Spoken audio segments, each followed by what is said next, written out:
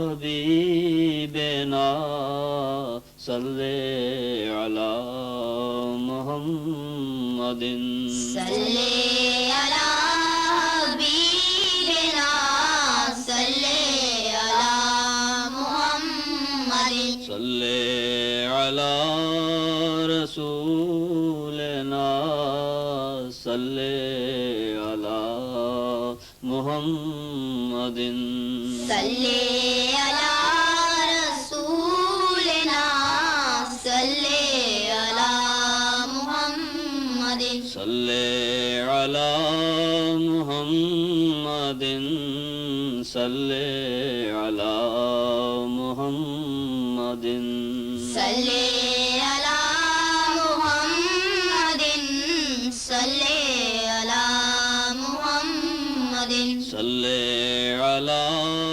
محمد صل الله أكبر الله أكبر الله أكبر الله أكبر أشهد أن لا إله إلا الله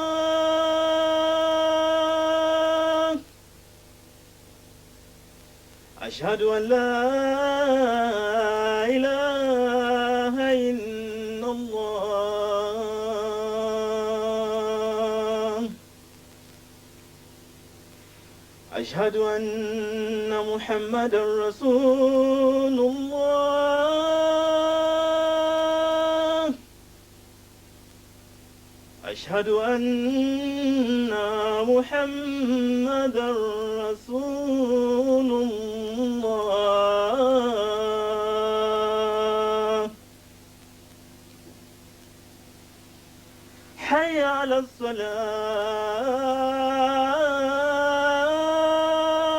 الصلاة حي على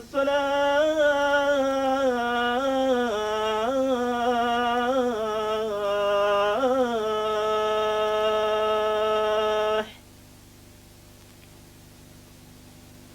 حي على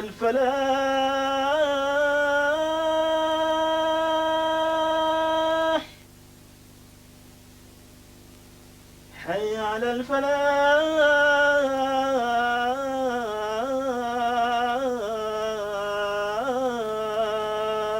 الفلاح الله أكبر الله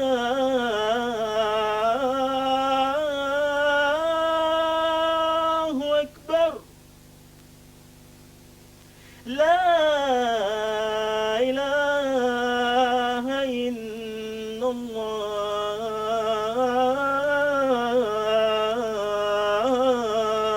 الله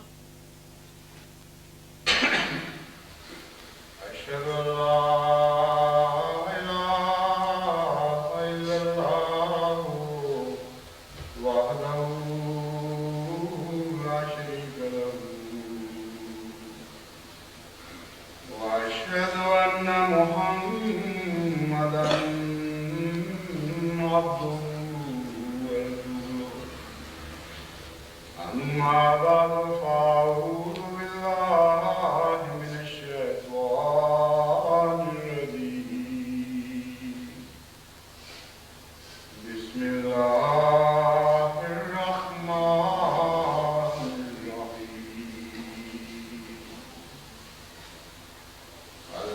الحمد لله رب العالمين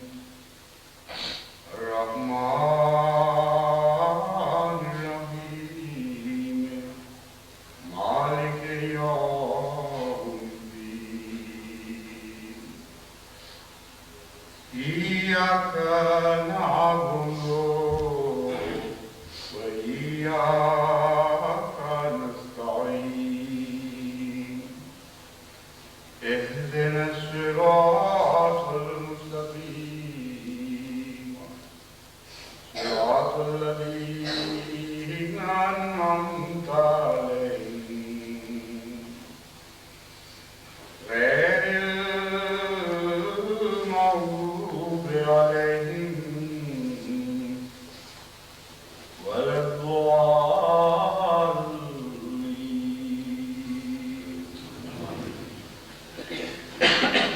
اللہ تعالیٰ کے فضل سے رمضان المبارک کا بابرکت مہینہ شروع ہو چکا ہے اور تمام دنیا میں اللہ سے محبت کرنے والے اور خدا کے دین کی خاطر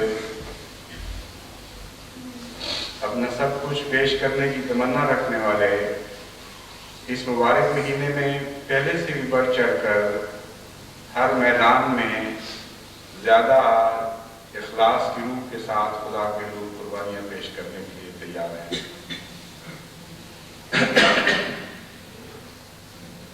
پاکستان میں جو دردناک حالات گزر رہے ہیں وہ دردناک حالات صرف احمدیوں پر ہی نہیں بلکہ غیر احمدی بھائیوں پر بھی ہیں، کیونکہ کچھ ایسے بدقسمت لوگ ہیں جنہوں نے اپنی نیکیاں بھی تباہ کر دی اور اپنے پیچھے چلنے والوں کی نیکیاں بھی تباہ کر دی۔ اس لیے بڑے مظلوم ہیں وہ جن کے ساتھ اسلام کے نام پر یہ ظلم ہوا کہ ان کی نیکیوں کو ان کے رہنماؤں نے برباد کر کے رکھ دیا۔ اور یہ عذر اگر پیش کیا جائے کہ ہم نہیں جانتے، ہمارے رہنماؤں نے جو کچھ کہا ہم ان کے پیچھے چلے، تو قرآن کریم اس عذر کو رد فرما دیتا ہے اور کہتا ہے کہ قیامت کے دن یہ عذر پیش کیا جائے گا اور میں اس عذر کو رد کر دوں گا، کیونکہ لا تزر وازرۃ وزر اخری کا بھی یہ قانون ہے کہ ہر فرد بشر، ہر جان اپنے بارے میں خود ذمہ دار ہے اور اس سے اس کے متعلق پوچھا جائے گا۔ بس احمدیوں سے زیادہ ایک پہلو سے دیکھیں تو پاکستان میں بسنے والے ہمارے غیر احمدی بھائی مظلوم ہیں کہ جن پر انہوں نے ظلم کیا جو ان کے اپنے کہلاتے تھے، جن کے ہاتھ میں انہوں نے اپنی امامت کی زمام دے رکھی تھی، جن کے پیچھے آنکھیں بند کر کے چلنے کا عہد کر بیٹھے تھے، کیونکہ آج وہاں دو قسم کے روزے رکھے جا رہے ہیں۔ ایک وہ روزے ہیں جو اذانوں سے محروم ہیں،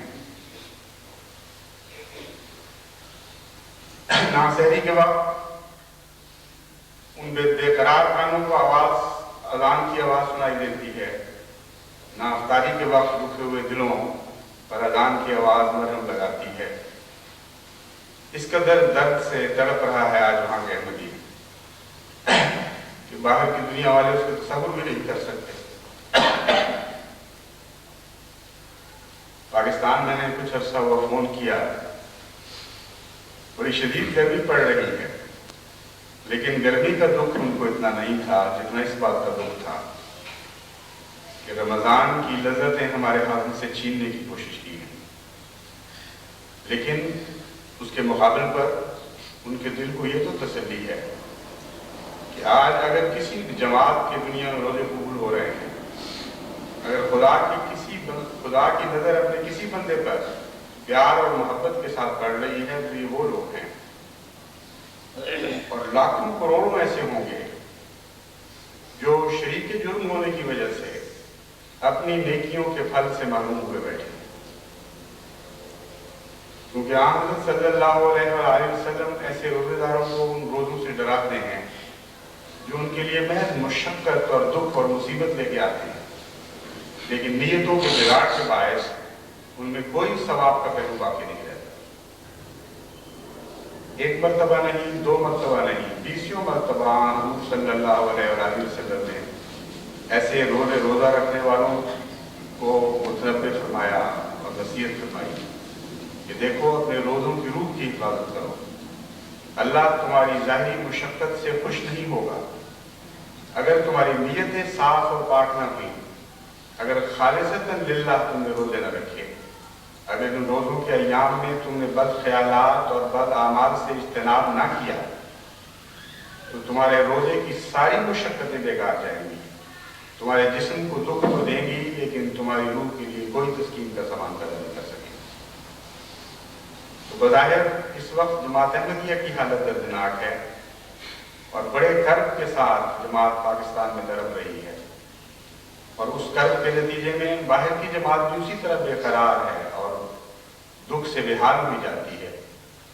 لیکن اگر امر واقعہ دیکھا جائے تو سب سے زیادہ دردناک حالت ان کی ہے جو آج شادیانے بجا رہے ہیں. ان کی ساری محنتیں، ان کی ساری مشقتیں سب کچھ بیکار گئی اور ان کی سزا بھی آتی ہے. یہ جو دور ہے یہ سزا کا دور نہیں ہے، یہ کبھی نتیجہ ہے، لیکن سزا کا دور ابھی ان کے لیے باقی ہے. اور اللہ تعالیٰ سزا میں ڈھیل تو کر دیتا ہے لیکن خدا کے ہاں اندھیر باہر حال نہیں. املی لہم نہ قیدی متین کا قانون لازم چلتا ہے. اس لیے کوئی دنیا کی طاقت نہیں ہے جو کسی قوم کو اس وقت بچا سکے جب خدا اس کی پکڑ کا ارادہ کر لے. بس اس پہلو سے دیکھتے ہوئے ہمیں اپنی قوم کے لیے دعا کرنی چاہیے،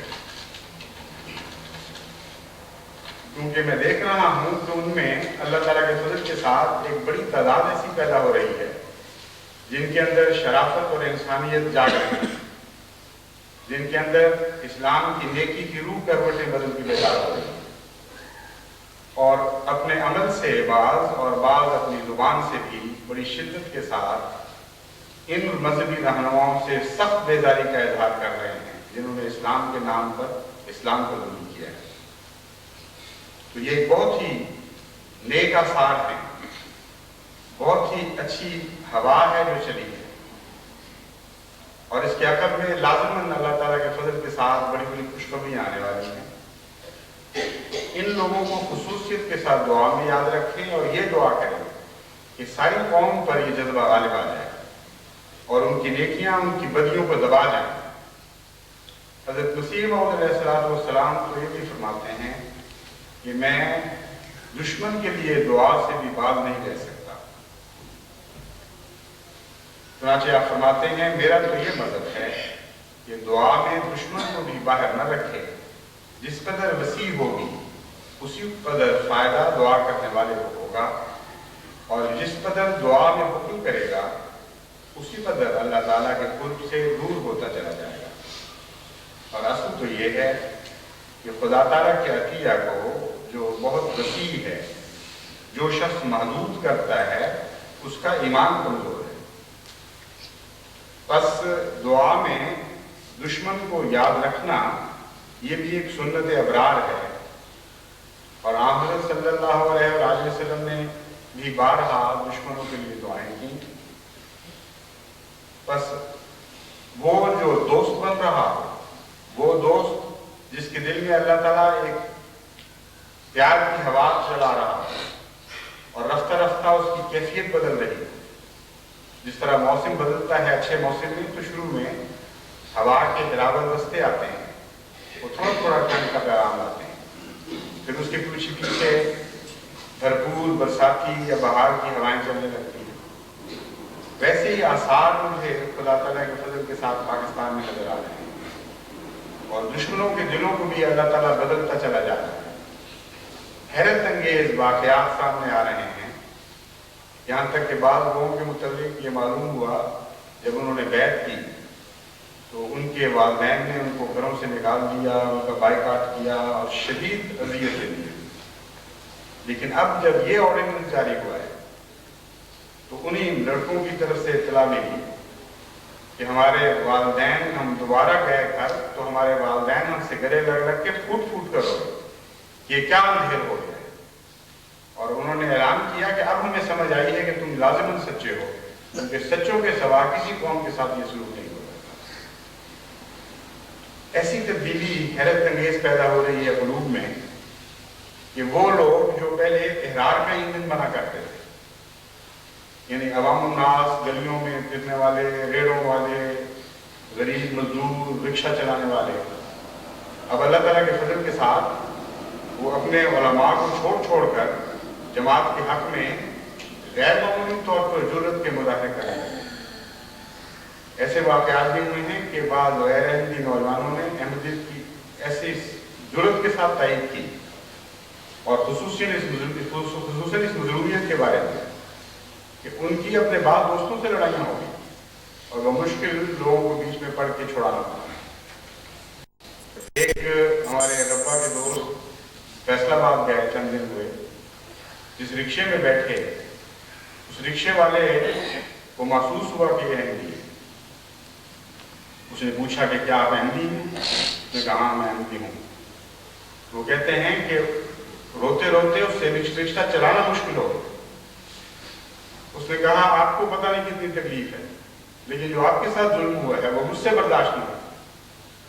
اور رکشے سے اتار کے بہت انہوں نے کوشش کی لیکن وہ پیسے نہیں دیتا، آخر بڑی محنت کر کے اس کو محبت اور پیار سے دلاسے دے کر زبردستی اس کو پیسے دیے۔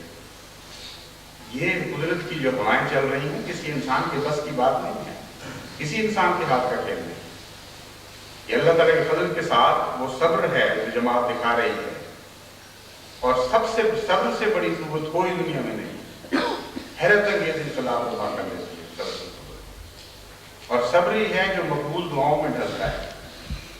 بس اس صبر کو بھی زندہ رکھیں اور ان دعاؤں کو بھی زندہ رکھیں، اور جہاں تک بس ہو دشمن کے لیے بھی دعا کریں، اور جن دشمنوں سے بڑی کثرت کے ساتھ محبت کے قطرات ظاہر ہو رہے ہیں، جن دشمنی کے بادلوں سے وہ قطرات برسنے لگے ہیں آپ کے اوپر، ان کے حق میں بھی اور دعائیں کریں، تیز کر دیں۔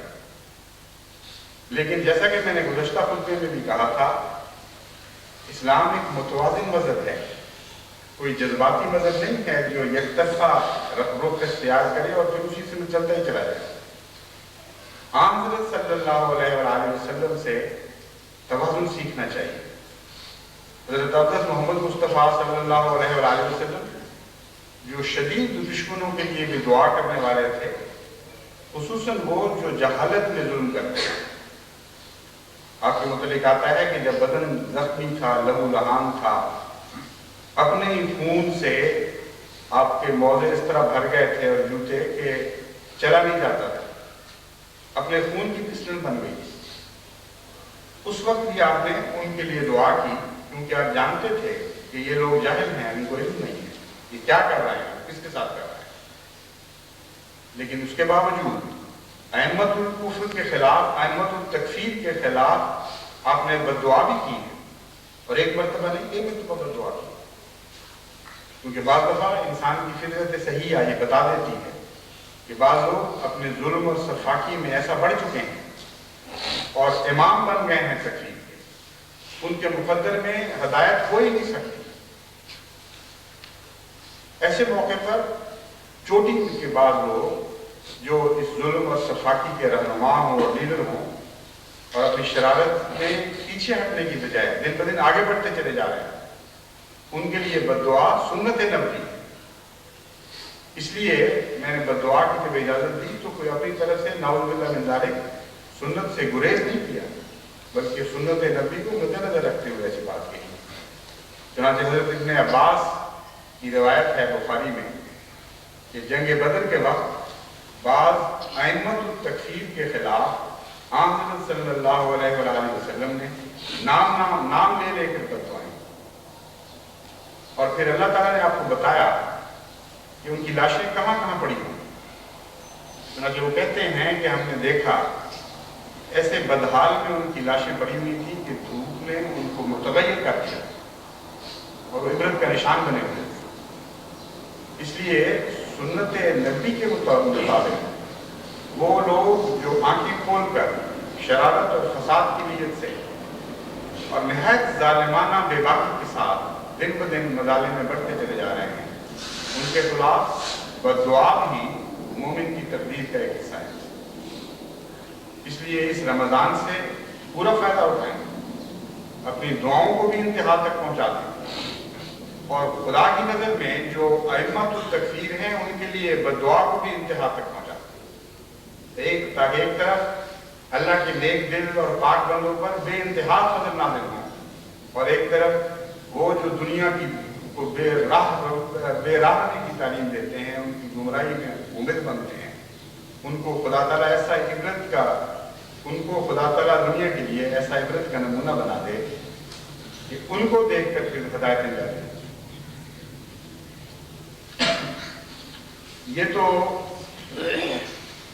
عام کیفیت ہے جو اس وقت ہر احمدی کے دل میں موجود ہے، اور اسی کیفیت کو میں ابھار رہا ہوں اور نمایاں کر رہا ہوں۔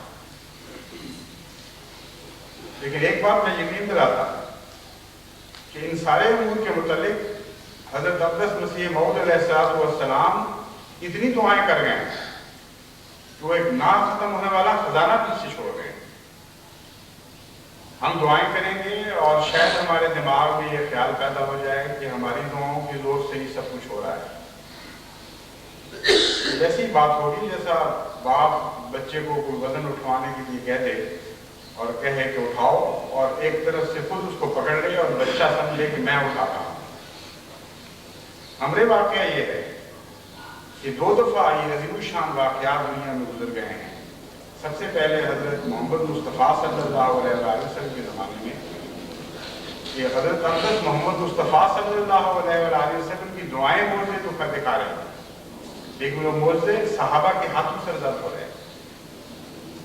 اس لیے وہ جو عارف باللہ نہیں ہے اس کو یہ نظر آ رہا تھا کہ صحابہ کے ہاتھ کے کام دکھا رہے ہیں، لیکن حضرت مسیح موعود علیہ السلام کو کچھ اور نظر آیا۔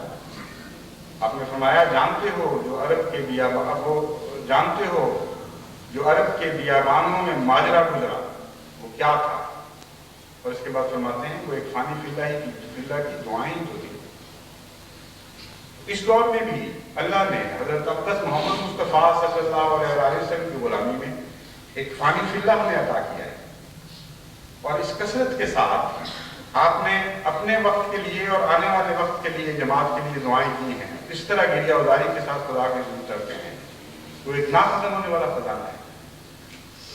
اس لیے وہ دعائیں ہیں جو کام کریں گی، اور جب ہماری دعاؤں کی ہوا بھی چلے گی، جب ہماری آہیں بھی شامل ہو جائیں گی، جب ہماری حقیر کوششیں بھی مل جائیں گی، تو محسوس تو یہ ہوگا کہ عظیم الشان نتائج خدا ہمارے ہاتھوں دکھا رہا ہے۔ لیکن بھولنا نہیں کہ ہمارے امام اور ہمارے آقا کی گریہ ازاری ہے جو دراصل آج بھی ہمارے کام آ رہی ہے، آج بھی ہمارے اوپر چھتری بن گئی، آج بھی ہمارے اوپر فضلوں کا سایہ بن گئی۔ حضرت مسیح موعود علیہ السلام اسی دعا کا ذکر کر کے فرماتے ہیں ضیائے زمرہ ابدال وعجلت ترسی علی الخصوص اگر آئے میرزا باشا۔ خبردار ہے دشمن، زمرہ ابدال کی آہوں سے تمہارے لیے خوف لازم ہے، علی الخصوص اگر وہ میرزا کی دعا ہو جائے تو اس سے تمہیں ڈرنا چاہیے۔ کتنا عظیم الشان کلام ہے۔ جب تک ایک اللہ تعالیٰ کا بندہ جانتا نہ ہو کہ خدا لازماً ہمیشہ ہر آن میرے ساتھ ہے، اس وقت تک یہ کلام اسے نہیں نکل سکتا۔ فرماتے ہیں کہ ابدال کی دعاؤں سے بددعاؤں سے ڈرنا چاہیے ہر انسان، لیکن ابدال میں سے بھی میں اور میرزا جس کا خدا سے ایسا پیار کرتا تھا اس کی بددعا کو کس طرح تم نظر انداز کر سکتے ہو؟ اس لیے احمدیت کے دوستوں کے حق میں، بالعموم انسان کے حق میں، بالعموم ان دشمنوں کے حق میں جو دوسرے درجے کے دشمن کہلاتے ہیں، حضرت مسیح موعود علیہ السلام بہت دعائیں کر رہے ہیں، لیکن ایک طبقہ ایسا بھی ہے جن کے لیے حضرت مسیح موعود علیہ السلام بھی بددعا کر گئے ہیں۔ اس لیے ہم بھی اگر کچھ کوشش کریں گے تو اللہ تعالیٰ حیرت انگیز کام دکھائے گا۔ یہ تو خبریں ہیں کچھ حال کی، کچھ مستقبل کی جو ہو، اور حال کا غم کس طرح مستقبل میں خوشیوں میں تبدیل ہوگا، یہ مضمون ہے۔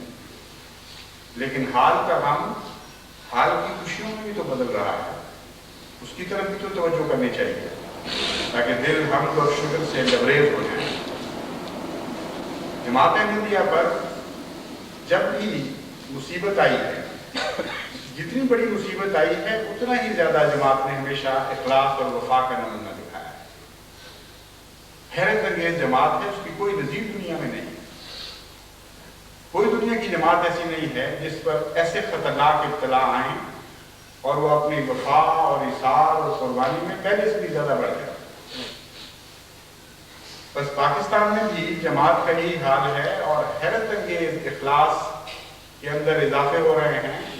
جو خطوط آتے ہیں ان سے پتہ چلتا ہے کہ وہ لوگ جو بعض دفعہ مسجد کی زیارت سے بھی محروم رہتے تھے، وہ تہجدوں میں اٹھ کر گریا ازاری کرتے ہیں، اور اس کثرت سے دعاؤں کے خط آتے ہیں کہ دعا کریں ہمارے لیے، اللہ ہمیں شہادت نصیب کرے۔ اور ہر طرف سے گزشتہ کچھ عرصے سے خاندان مسیح موعود علیہ السلام کے بچوں کی طرف سے بھی بڑے دردناک خط آ رہے ہیں۔ یہ دعا کریں اور ہمیں وعدہ دیں اپنا کہ جب آپ نے جان کی قربانی کا مطالبہ کیا تو پہلے ہمیں موقع دیں گے، دوسروں کو بعد میں دیں گے، کیونکہ حضرت مسیح موعود علیہ السلام کے خاندان کا یہ بھی حق ہے کہ وہ قربانی کے ہر میدان میں آگے رہے۔ چنانچہ ذہنی طور پر میں تیار ہوں اور میں نے بعض عہد کر لیے ہیں، انشاءاللہ تعالیٰ ان نوجوان بچوں کا اخلاص ضائع نہیں جائے گا۔ لیکن ساری جماعت کا یہ حال ہے پاکستان میں۔ بعض لوگ کہتے ہیں کہ ہم تو حیران ہیں کہ ایسا معجزہ ہم نے کبھی زندگی میں سوچا بھی نہیں تھا کہ ظاہر ہو۔ محض وہ لوگ بیچارے جن کو ہم ردی سمجھتے تھے، اس قدر جوش اور محبت اور اخلاص کے ساتھ جان دینے کے لیے تڑپ رہے ہیں، صرف ایک اشارے کی ضرورت ہے۔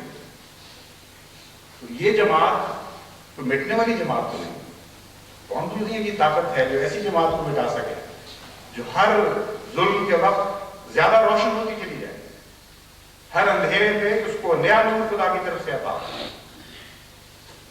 چنانچہ باہر کی جماعتوں میں بھی اللہ تعالیٰ کے فضل سے یہی اخلاص، یہی جذبہ ہے۔ گزشتہ خطبے میں نے مالی قربانی کی تحریک پیش کی تھی کہ 5 یورپ میں سرے-دست 2 یورپ کے مراکز بنانے کا ارادہ ہے، کیونکہ اس سلسلے کے کام بہت تیزی سے پھیلتے چلے جا رہے ہیں، اور یہ چھوٹا سا رقبہ جو کسی زمانے میں بہت بڑی جگہ نظر آیا کرتی تھی، یہ تو بالکل ناکافی ہو چکا ہے۔ لندن کی جماعت کے لیے بھی ناکافی ہو چکا ہے، بجائے یہ کہ انگلستان یا یورپ کے حصے کا مرکز بنے۔ اور پھر جو تبلیغ کے منصوبے نئے بن رہے ہیں ابو شام، ان کے لحاظ سے تو بہت بڑے بڑے کام ہونے والے ہیں، بہت بڑے بڑے دفاتر کی ضرورت ہے، مشینوں کی ضرورت ہے، کام کرنے والوں کی ضرورت ہے۔ اس لیے لازماً ہمیں سرے-دست 2 مرکز ضرور یورپ میں بنانے پڑیں گے، وسیع پیمانے پر، ایک انگلستان میں اور ایک جرمنی میں، پھر آہستہ آہستہ اور مراکز بن جائیں گے، ایک ملک کا ایک مرکز ہو جائے گا۔ اس تحریک کے نتیجے میں خدا کے فضل سے اب تک اگرچہ بہت سے احباب کے وعدے آنے والے ہیں، لیکن جو سرے-دست وعدے آئے ہیں، انگلستان کے وعدے 1,91,752 پاؤنڈ کے وصول ہو چکے ہیں، اور مغربی جرمنی کی طرف سے 86,550 پاؤنڈ کے وعدے آ چکے ہیں۔ اسی طرح امریکہ کی طرف سے 1,40,845 پاؤنڈ کے وعدے وصول ہو چکے ہیں، اور کل وعدے اب تک 4,19,147 پاؤنڈ کے بنتے ہیں، جن میں سے 45,000 پاؤنڈ سے کچھ اوپر یا 46 کے قریب یہ تو نقد وصول ہو گئے ہیں، اور بعض دوستوں نے، مثلا ایک ہمارے ہندوستان کے بڑے دوست ہیں، انہوں نے 50,000 پاؤنڈ کا وعدہ کیا ہے۔ وہ فرماتے تھے کہ میں جون میں ادا کر دوں گا، ڈاکٹر بیمار بھی ہیں، ان کے لیے دعا بھی کریں اللہ تعالیٰ بدل فرمائے۔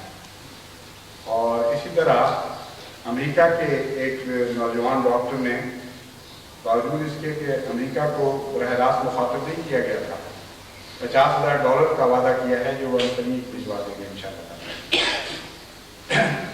یہ وعدے تو ہیں جو عموماً موٹی موٹی رقموں کے، لیکن جماعت کے دونوں کنارے اللہ تعالیٰ نے قربانی اور اخلاص کے ساتھ مزین کر رکھے ہیں۔ ایک طرف ایسے مختلف افراد ہیں جو لکھوں کھا کے وعدے کر رہے ہیں، اور دوسری طرف ایسے غربان ہیں جن کے پاس 100 پاؤنڈ جمع تھے یا 200 پاؤنڈ جمع تھے، کسی ضرورت کے لیے رکھے ہوئے تھے، بلا تردد انہوں نے وہ پیش کر دی. اور پھر وہ نظارہ نظر آ رہا ہے جو تحریک جدید کے آغاز پر مستورات کا میں بچپن میں اپنے گھر میں دیکھا کرتا تھا. عورتیں، بچیاں، کسی نے چوڑی پکڑی ہوئی، کسی نے کڑا پکڑا ہوا، کسی نے گندے، بڑے عجیب جذبے جوش کے ساتھ حضرت مسلم موعود کی خدمت میں حاضر ہوا کرتی تھی کہ ہماری قربانی قبول فرمائیں. انگلستان کی جماعت میں بھی بکثرت ایسی مستورات ہیں جنہوں نے بڑے ذوق و شوق کے ساتھ اپنے ہاتھوں کے کنگن اتار دیے، اپنی چوڑیاں اتار دی، اپنے گندے اتار دیے، اپنے سر کے زیور اتار دیے. اور بعضوں نے تو ایسی پیاری ادا کے ساتھ بھجوایا ہے کہ بچیوں کی انگوٹھیاں، ان کے گندے چھوٹے چھوٹے ہر ایک کا نام لکھ کر سجا کر، جس طرح جاہل لوگ دنیا میں بکرے سجاتے ہیں، وہ تو اپنی ریا کی خاطر سجاتے ہیں، لیکن خدا کے بندے اپنے تحفوں کو خدا کے حضور سجا کے پیش کرتے ہیں، کسی ریا کی خاطر نہیں بلکہ محض للہ محبت میں. تو بڑے پیار سے سجا کر ان زیوروں کو بھجوایا گیا. بعض نوجوان جوڑوں نے اس قربانی کا مظاہرہ کیا، خصوصاً ان کی بیویاں تو غیر معمولی طور پر دعاؤں کی مستحق ہیں کہ خامن نے اپنی جگہ چندے دیے اور بیوی کی تسکین نہیں ملی. اس نے کہا کہ جب تک میں زیور نہیں دوں گی مجھے چین نہیں ملے گا. چنانچہ باوجود اس کے کہ خامن نے سارے خاندان کو شامل کیا ہوا تھا، انہوں نے پھر بھی اپنا زیور بھجوا دیا. ایک بچی نے معلوم ہوتا ہے کہ اپنے وہ سیٹ بھی بھجوا دیا ہے جو اس کو بری میں ملا تھا، اور وہ بھی بھجوا دیا ہے جو جہیز میں ملا تھا، کیونکہ دو مکمل سیٹ ہیں. اور بڑی عاجزی کے ساتھ عرض کرتے ہوئے کہ اس کو قبول فرمائیں اور میرے دل کی تسکین کا سامان کریں. تو عجیب دنیا ہے یہ. کچھ لوگ ہیں جو ناحق لوگوں کے چھین کر اپنے ہاتھوں میں پہنتے ہیں اور لوگوں کی دولتوں کو اپنے گردنوں کے کڑے بنا دیتے ہیں، جو آخر توت بننے والے ہیں. لیکن ایسے بھی لوگ دنیا میں ہیں. اور کچھ ایسے ہیں جن کو اپنے ہاتھوں کے زیور برے لگنے لگتے ہیں، ان سے نفرت ہونے لگتی ہے، وہ اپنے گلوں کے ہار اتار دیتے ہیں خدا کی خاطر. اور اس بات میں ان کو تسکین ملتی ہے کہ ہم خالی ہو گئے ہیں اپنے رب کے لیے. اس جماعت کو دنیا کی کون طاقت مار سکتی ہے؟ بڑا ہی جاہل ہے وہ شخص جو یہ سمجھتا ہے کہ میں اٹھاؤں اس دنیا میں اس جماعت کو تباہ کرنے. بڑے بڑے پہلے آئے ہیں، بڑے بڑے ہم نے پہلے دیکھے ہیں، آئے اور نیست و نابود ہو گئے، ان کے نشان مٹ گئے.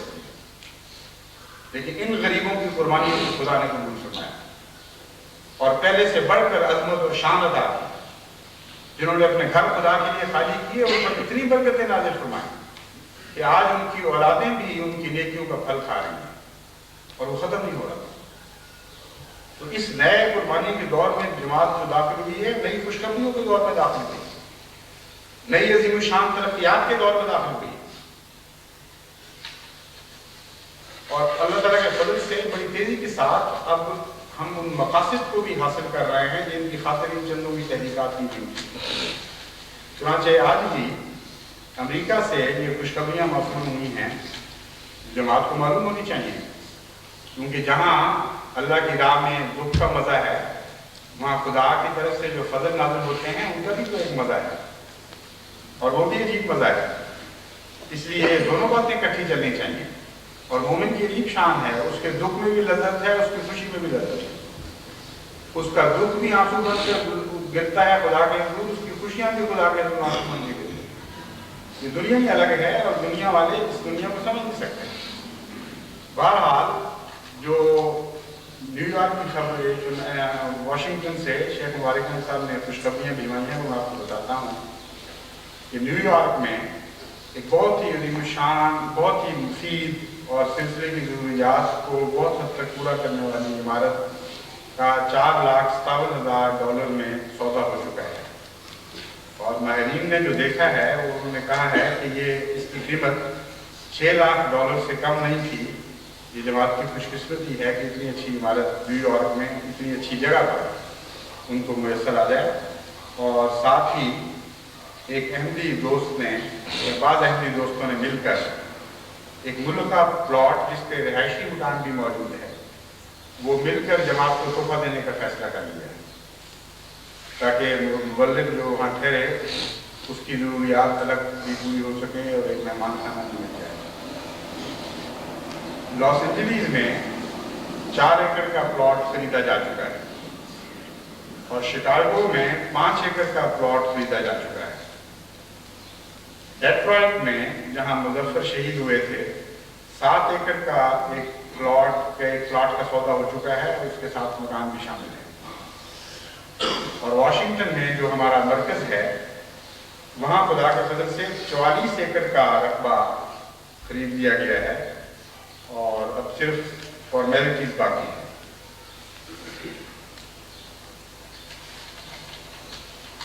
یہ تو 5 وہ مراکز ہیں جن کے متعلق میں نشاندہی کر کے اہل امریکہ سے کہا تھا کہ یہ 5 مراکز کو جلد سے جلد قائم کریں، لیکن ساتھ ہی میں نے اس خواہش کا اظہار کیا تھا کہ اگر 10 ہو جائیں اور باقی جو 5 ہیں وہ جماعت مقامی طور پر اس قربانی کے علاوہ کوشش کر کے بنائے تو اس سے مجھے بہت ہی خوشی پہنچے گی۔ ایک تحریک کا ذریعہ تھا، چنانچہ جماعت نے اس کو بھی قبول کیا اور یارک میں ایک عمدہ عمارت اس چندے کی تحریک کے علاوہ خریدی جا چکی ہے اور وہ یارک کا سینٹر بن گیا ہے۔ اور نیو جرسی میں ایک کونے کا نہایت عمدہ پلاٹ جو 1 ایکڑ کا ہے، وہاں کے ہمارے مخلص فیملی ڈاکٹر جو $25,000 چندے کا اس تحریک میں بھی دے چکے تھے، انہوں نے خواہش ظاہر کی ہے اور بلکہ خرید کر پیش کر دیا ہے اور کارروائی مکمل ہو رہی ہے۔ تو یہ خوشخبریاں بھی ہیں اللہ تعالیٰ کے فضل کے ساتھ۔ اور آج ہم انشاءاللہ تعالیٰ شام کو ایک پلاٹ دیکھنے جائیں گے جو آپ کے یورپ کے پہلے مرکز کے لیے خریدا جا رہا ہے۔ اب آپ دعا کریں اللہ تعالیٰ اس میں بھی ہماری رہنمائی فرمائے، اور وہ ایک غالباً 16 ایکڑ یا 18 ایکڑ 16 سے 18 ایکڑ تک کا رقبہ ہے جس میں ایک عمارت بھی بنی ہوئی ہے اور ساتھ وسیع پیمانے پر زمین بھی مل رہی ہے۔ میرا جو اندازہ تھا وہ یہ تھا کہ $5-5 لاکھ پاؤنڈ کے 2 مراکز ہم سر دست قائم کریں گے۔ تو اس لحاظ سے تو امید نظر آ رہی ہے کہ انشاءاللہ بہت جلد یہ ٹارگٹ پورا ہو جائے گا، کیونکہ 5 لاکھ کے لگ بھگ تو چندوں کے وعدے آ چکے ہیں اور زیورات کی قیمتیں لگ کر ان کو بھی اس میں داخل کرنا باقی ہے۔ تو بہرحال جو بھی اللہ تعالیٰ عطا فرمائے اس کے بہترین مصرف کی توفیق عطا فرمائے، اور جو ہم عمارت خریدیں اس کے لیے دعائیں کریں کہ اللہ تعالیٰ ہمیشہ اسلام کی خدمت میں ایک نہایت ہر اینٹ اس کی اسلام کی خدمت میں استعمال ہو، ہر کونا اس کا، ہر سائے کی جگہ، ہر دھوپ کی جگہ، اندر اور باہر اللہ کی برکتیں اس پر نازل ہوں، اور قیامت تک کے لیے وہ عمارتیں ان لوگوں کے لیے دعا بن جائیں جنہوں نے ان کی خرید میں قربانیاں پیش کی ہیں اور ان کی تعمیر میں حصہ لیا ہے۔ تو ایک ہم عمارت کا جائزہ لینے آج جائیں گے، جیسے میں نے بیان کیا ہے، اللہ تعالیٰ توفیق عطا فرمائے۔ جرمنی کو بھی ہدایت کر دی گئی ہے کہ وہ جلد از جلد جائزہ لیں۔ تو دشمن تو ہمیں مارنے کے منصوبے بنا رہا ہے، ہمیں کچھ اور نظر آ رہا ہے، بالکل الٹ نتائج ظاہر ہو رہے ہیں۔ زیادہ قوت، زیادہ شان کے ساتھ جماعت آگے بڑھ رہی ہے، اور تمام دنیا سے میرا ارادہ ہے اور ایک حصہ اس کا پورا بھی ہو چکا ہے کہ باری باری مختلف جگہوں سے وفود منگوا کر ان سے ان کے علاقوں میں خصوصی تبلیغ کی مہم تیز کرنے کے لیے مشورے ہوں گے اور پھر ان منصوبوں پر عمل درآمد ہوگا۔ چنانچہ ایک وفد حال ہی میں رخصت ہوا ہے، ابھی تقریباً ہفتے سے زائد انہوں نے یہاں قیام کیا، ان سے بڑی تفصیلی گفتگو ہوئی اور نہایت ہی مفید مشورے ہوئے۔ ایسے ایونیوز، ایسے ایوان کھلے کاموں کے کہ پہلے اس کی طرف تصور بھی نہیں جا سکتا تھا۔ تو اس طرح مختلف جگہوں پہ بعض جگہ دورہ کرنا ہے، بعض جگہ لوگوں کو یہاں بنوانا ہے۔ تو میں امید کرتا ہوں کہ جس طرح ہمیشہ دشمن کو اس کی مخالفت اس کی توقع سے بہت زیادہ مہنگی پڑی ہے، یہ مخالفت اتنی مہنگی پڑے گی کہ نسلیں ان کی پچھتائیں گی جو دشمن رہیں گے۔ اور آپ کی نسلیں دعائیں دیں گی ایک وقت آ کر ان لوگوں کو جن کی بے حیائی کے نتیجے میں اللہ نے اتنے فضل ہمارے اوپر فرمائے. یہ بھی طریقہ ہوتا ہے جواب کا کہ ہم دعا دیتے ہیں ظالم تجھے کہ تیرے ظلم کے نتیجے میں اتنے فضل خدا نے ہم پر نازل فرما دیے. چنانچہ ایک دفعہ ایسا ہی واقعہ گزرا ربا میں. ایک پرانے زمانے کی بات ہے، اتنی پرانی بھی نہیں لیکن تقریباً 13-14 سال کی. ایک پیپل پارٹی کے رہنما جو وزیر بھی تھے وہ ربا دیکھنے کے لیے آئے اور حضرت خلیفہ المسیح ثالث نے مجھے فرمایا کہ تم ان کو دکھاؤ. چنانچہ ان کو دکھاتے دکھاتے جب میں نے تحریک جدید کا دفتر دکھایا تو انہوں نے کہا یہ کیا چیز ہے؟ میں نے کہا یہ آپ لوگوں کا تحفہ ہے. میں نے کہا ہم نے کون سا تمہیں تحفہ دیا ہے؟ میں نے کہا نہیں، آپ سے پہلے لوگ دے چکے ہیں. اور پھر وقف جدید کا دکھایا تو انہوں نے کہا یہ کیا ہے؟ میں نے کہا یہ بھی آپ لوگوں کا تحفہ ہے. پھر انہوں نے تعجب کیا. میں نے کہا آپ سے پہلے لوگ دے چکے ہیں تحفہ، لیکن میں نے ساتھ یہ بھی کہا کہ آپ بھی ایک تحفہ دینے والے ہیں اور وہ بعد میں ظاہر ہو گیا. تو آخر انہوں نے بے چین ہو کے کہا کہ بتاؤ تو صحیح کہ کیا کہہ رہے ہو، کن مہموں میں باتیں کر رہے ہو. میں نے کہا تحریک جدید کا آغاز اس وقت ہوا تھا جبکہ جماعت نے اللہ تعالیٰ کے فضل سے توفیق پا کر مسلمانوں کی ایک بہت عظیم الشان خدمت کی تھی، یعنی کشمیر میں. اور بدقسمتی سے اس دور کے رہنماؤں نے سمجھا کہ اب اگر اس خدمت کو قبول کر لیا گیا تو جماعت بڑی تیزی سے پھیل جائے گی، اس لیے اس کا بدلہ ظلم کے سوا اور کوئی بدلہ نہیں. چنانچہ تحریک مجلس احرار قائم ہوئی اور یہ ارادے ہوئے کہ قادیان کی ایک سیٹ بجا دی. یہ دعوے ہوئے کہ ایک بھی نہیں بچے گا یہاں اس بستی میں جو مرزا صاحب کا نام بھی جانتا.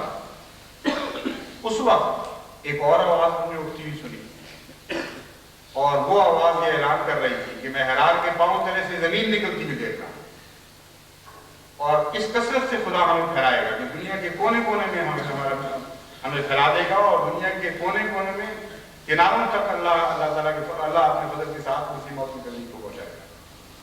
چنانچہ وہی ہوا اور اس ظلم کے بدلے میں اللہ نے تحریک کے جدید کے طور پر ہم پر فضل نازل فرمایا. تو یہ ایک ایسا تحفہ ہے تمہارا ظلم کا کہ جب خدا کی تقدیر ہم تک پہنچانے سے پہلے اسے فضل میں بدل دیتی. جو تم ظلم دے کر چلاتے ہو وہ فضلوں میں تبدیل ہوتا چلا جاتا ہے. میں نے کہا یہ کوئی نیا واقعہ نہیں ہے، یہ ازل سے اسی طرح ہوتا ہے. ابراہیم علیہ السلام کے ساتھ کیا ہوا تھا؟ آگ ہی بھڑکائی گئی تھی، لیکن ابراہیم تک پہنچنے سے پہلے وہ گلزار میں تبدیل ہو چکی تھی. یا نار کونی بردن و سلام علی ابراہیم کی آواز ہے. تو تحفے تو تمہارے ہی ہیں، اس میں کوئی شک نہیں، لیکن اللہ کی تقدیر ایک ٹرانسفارم کرتی چلی جاتی ہے. جس طرح گندگی کو نہایت ہی خوبصورت پھولوں اور پھلوں میں تبدیل کر دیتی ہے خدا کی تقدیر. اللہ سے کون لڑ سکتا؟ تم گندگی کے تحفے بھیجتے ہو وہ رحمتوں کے پھول بن کر ہم پر بڑھتے ہیں، تم ظلم کے تحفے بھیجتے ہو وہ فضل بن کر ہم پر نازل ہوتے ہیں. تو ہے تمہارا ہی تحفہ، اس میں کوئی شک نہیں، لیکن تقدیر الہی سے ہو کر آیا. پھر وقف جدید کا میں نے بتایا اور ابھی وہ موومنٹ نہیں چلی تھی جو بعد میں پیپل پارٹی میں چلائی تھی. تو میں نے ان کو کہا کہ آپ دیکھیں گے کہ آپ بھی ایک تحفہ دیں گے اور اس تحفے کو بھی خدا فضلوں میں تبدیل کرے اور جماعت پہلے سے بہت زیادہ تیزی کے ساتھ بڑھے گی. چنانچہ یہی ہم نے دیکھا. جس خدا کی یہ اٹل تقدیر جماعت نے دیکھی ہو اور ہر دکھ کو رحمتوں اور فضلوں اور خوشیوں میں تبدیل ہوتے دیکھا ہو، اس جماعت کے حوصلے کون مٹا سکتا ہے؟ اس جماعت کو شکست کون دے سکتا ہے؟ اس لیے لازماً جماعت یہ جیتے گی، لازماً آپ جیتیں گے اور خدا کے یہ عاجز اور غریب بندے جیتیں گے جن کو آج دنیا کمزور سمجھ کر جو ظالم اٹھتا ہے اس کو ظلم شروع کر دیتا ہے. تقدیر الہی نے آپ کا کبھی ساتھ نہیں چھوڑا، کبھی ہمت نہ ہاریں، ہمیشہ دعاؤں اور صبر کے ساتھ اپنے اس راہ پر قائم رہیں اور دیکھیں کہ اللہ تعالیٰ کس کثرت کے ساتھ آپ پر فضل نازل فرماتا ہے.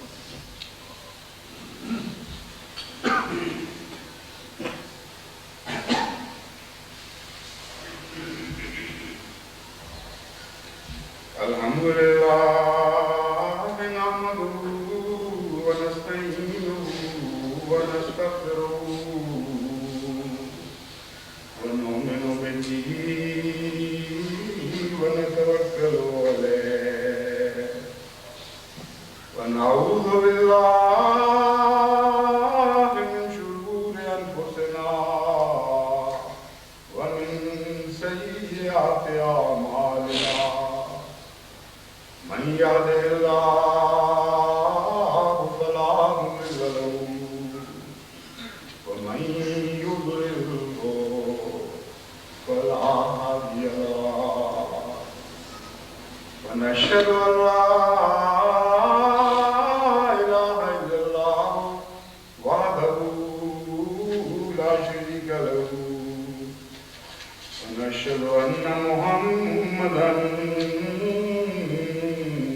عبده ورسوله.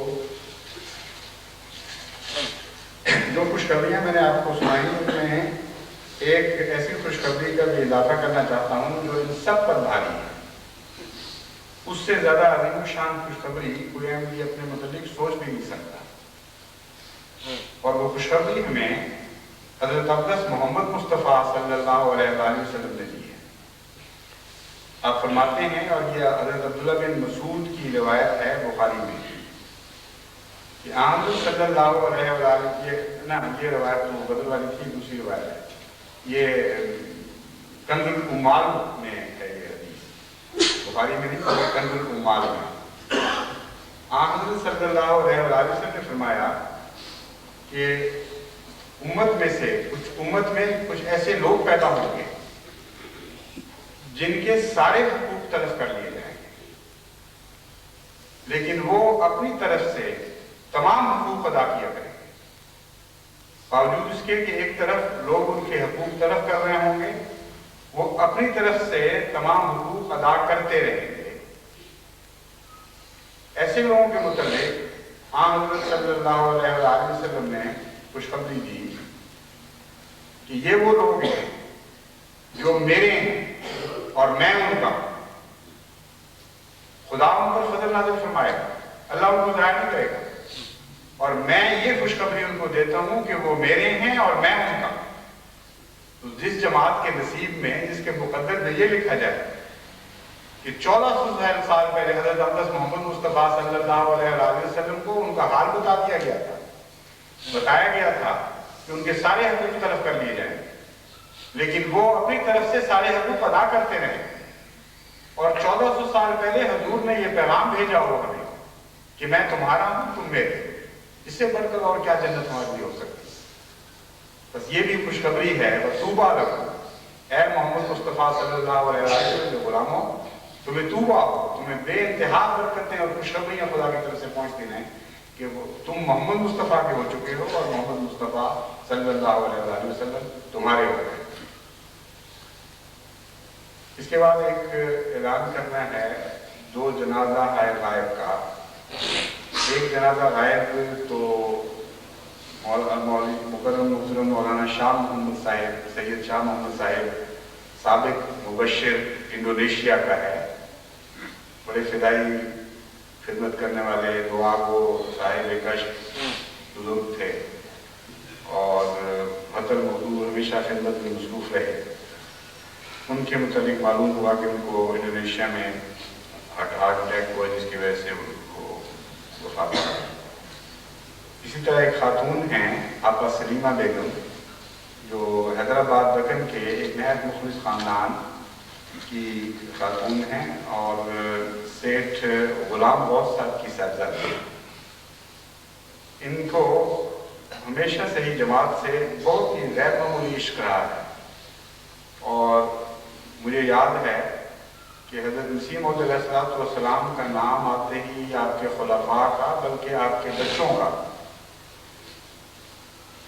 بے اختیار ان کی آنکھوں سے آنسو برسنے لگتے تھے, اور ان کی یہ چھیڑ بن گئی تھی کہ آپا کو تو بس نام لے دو کوئی مسیح موعود علیہ السلام یا خلیفہ پاک کا یا آپ کے بچوں کا, تو یہ رفوع جذبات سے رونے لگ جاتی. اور واقعات آنسو سے روتی تھی, یعنی ایسی محبت تھی کہ برداشت نہیں ہوتی تھی. تو یہ بھی بڑی ایک لمبی بیماری کے بعد وفات پا گئی ہے کراچی میں. غیر معمولی چونکہ عشق کا جذبہ رکھتے تھے اس لیے ان کے لیے بھی نماز جنازہ ادا پڑھی جائے گی. عباد اللہ رحمکم اللہ ان اللہ یامر بالعدل والإحسان وإیتاء ذی القربى وینہی عن الفحشاء والمنکر والبغی یعظکم لعلکم تذکرون. اذکروا اللہ یذکرکم وادعوہ یستجب لکم ولذکر اللہ